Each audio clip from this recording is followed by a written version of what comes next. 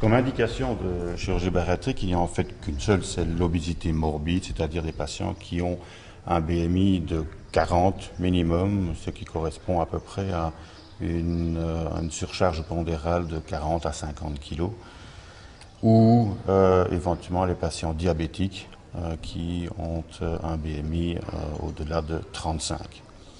Il y a comme technique chirurgicale toute une série de techniques, toute une panoplie de techniques. Il y en a malgré tout trois qui, à elles seules, participent ou représentent 90% des techniques chirurgicales. La plus ancienne est le bypass gastrique qui date d'une trentaine d'années et qui consiste en fait à un court-circuit intestinal qui entraîne à la fois un certain degré de malabsorption d'une part et d'autre part une diminution de la quantité des aliments ingérés. Plus récemment, il y a une vingtaine d'années, l'anneau gastrique qui consiste à mettre un anneau autour de l'estomac qui entraîne une satiété, une impression de satiété précoce et qui entraîne également une diminution de la quantité des aliments ingérés. Et puis alors, nettement plus récemment, il y a à peine 4 ou 5 ans, est apparue la sleeve gastrectomie ou la gastrectomie en manchon, qui consiste en fait en une réduction très importante du volume gastrique et qui entraîne une traînée diminution de l'appétit ainsi qu'une diminution de la quantité des aliments ingérés.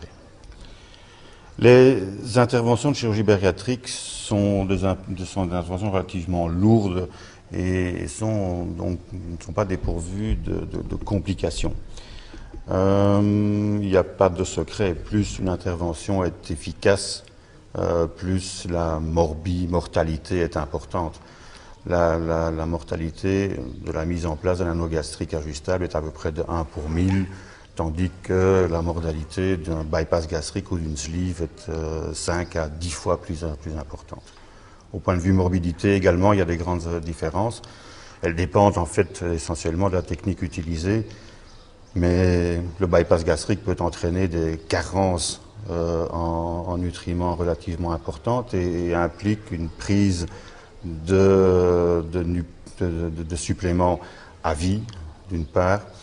La morbidité liée à l'anneau gastrique, par exemple, probablement, bien que plus fréquente, est d'ordre, je dirais, plutôt mécanique et donc par conséquent met rarement la vie du patient en danger. En plus de la perte spectaculaire en poids corporel, les chirurgies bariatriques, les différents types de chirurgie bariatrique ont un effet très important et c'est d'ailleurs la justification médicale de ce type d'opération, un effet très important sur les maladies qui sont associées à l'obésité.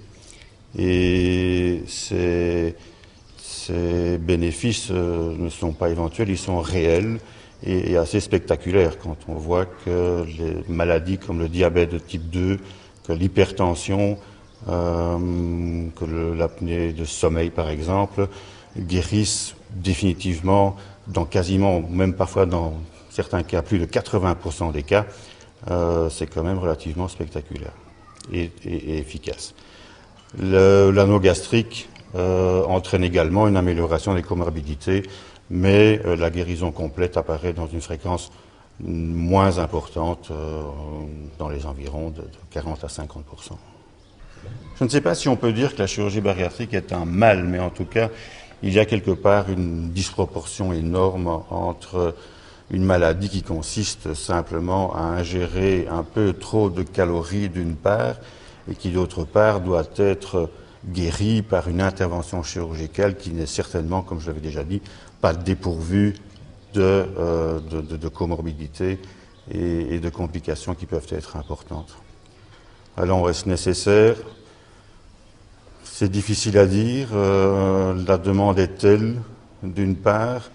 Les traitements autres non chirurgicaux, qu'ils soient diététiques ou qu'ils soient pharmaceutiques ou qu'ils soient comportementaux, n'amènent manifestement pas de solution réellement efficace et donc par conséquent, on ne peut plus négliger à l'heure actuelle, même si un certain nombre, et je crois beaucoup de chirurgiens s'en passeraient bien, mais on ne peut plus négliger à l'heure actuelle la chirurgie bariatrique.